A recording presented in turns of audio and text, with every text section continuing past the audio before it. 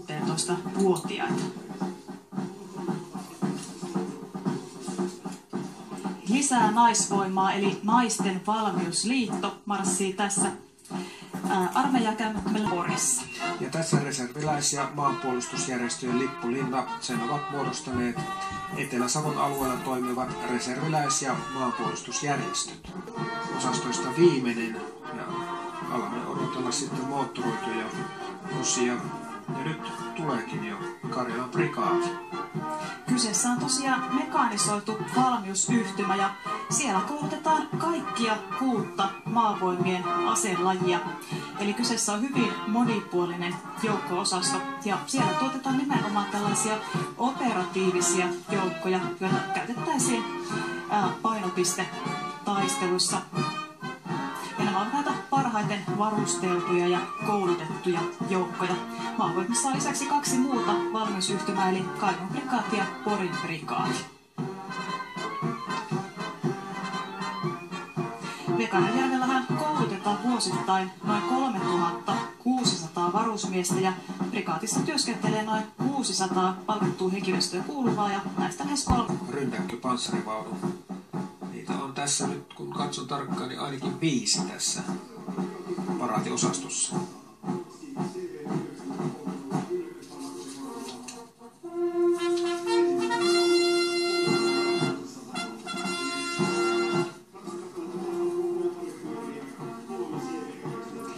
Näitä rynnäkkövaunujahan harjoitellaan nykyisin hyvin moderneilla koulutusvälineillä.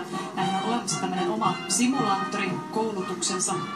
Ja samaten noita harjoitusmaastoja on 3D-mallinnettu. Ja siellä panssareiden välissä menee maastomoottoripyörä KTM.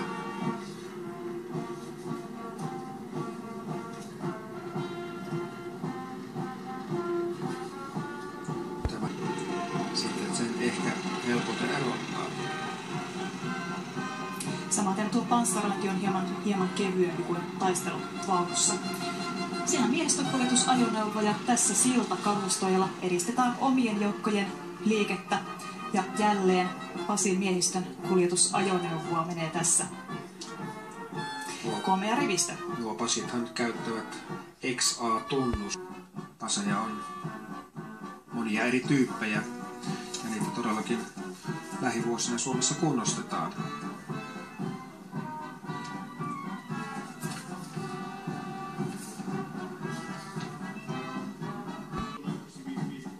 Ja siinä maastokuorma-auton perässä raskas kenttä kanuna. Ja nyt kun katsotaan tarkkaan, niin tässä kanunassa on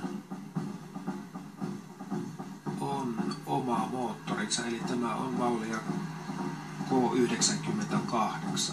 Kyllä, kovin suurta liikettä sillä ei pysty tekemään, eli se kulkee noin 15 kilometriä tunnissa. Eli tässä päästäänkin jo ilmatorjuntakalustoon, eikö näin? Tämä on ilmatorjuntaohjus 05, Ito 05. Ja siinä todennäköisesti meni, nyt täytyy vähän arvata, että meni maaliosoitustutka.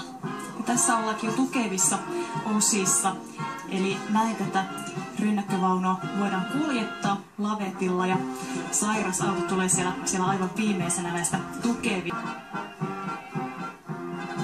Ja tuossa muuten lavetin kyydissä oli rynnäkköpanssari CV9030. Ja tästä siis uusimuotoinen jääkärikomppania. Siellä on maastomoottoripyörää, maastoskootteria perävaunulla. Lisäksi on näitä uusia pyörätraktoreita. Onko tämä nyt, että tässä on maastomoottoripyöriä ja näitä, niin ovatko ne sen takia juuri, että tuo komppania pystyy nopeasti liikkumaan paikasta toiseen, vaikeassakin maastossa? Moottoripyöriähän niitähän käyttää nimenomaan lähettitehtävissä ja kyllä näitä maastoskoottereita ne menevät varmaankin tähän samaan kategoriaan. Tietysti siellä voidaan hieman kuljettaakin tuota kalustoa paikasta osa sodankäynnissä. Enää harvemmin suoritetaan tällaisia erittäin pitkäkestoisia hiihto- tai polkupyörämarsseja, että kyllä joukkoja pyritään sitten ajoneuvoin siirtämään. Ja tämä onkin sitten viestirykmentti, se tulee Riihimäeltä. viestirykmentillä on noissa kohteissa mukana alueellista viestikalustoa sekä yhtymän viestijärjestelmäkalustoa. Ja viestivälineistöä on Suomen armeijassa. Ja paraatin viimeinen osasto on tykistöprikaati. Se tulee Niinisalosta. Myös tykistöprikaatia tai sen paikkaa puolustusvoimissa muutetaan, eli se yhdistetään. Kyllä se liitetään hallinnollisesti Porin prikaatiin, tosin toiminta Niinisalossa jatkuu entiseen malliin. Siellä on erittäin hyvät harjoitusalueella. Niinisalossa on myös koulutettu ulkomaisia sotilaita, kun Suomella on erittäin hyvä ja pitkä osaaminen tässä tykistössä, niin sitä ei kannata häpeillä, vaan kouluttaa sitten muitakin siihen, kuinka tykistöä käytetään. MLRS. Hieman vaatimattoman näköisenä, mutta kyllä tulivoimaa riittää. Niin se näyttää avattuna sitten aivan erilaiselta. Näin on paraati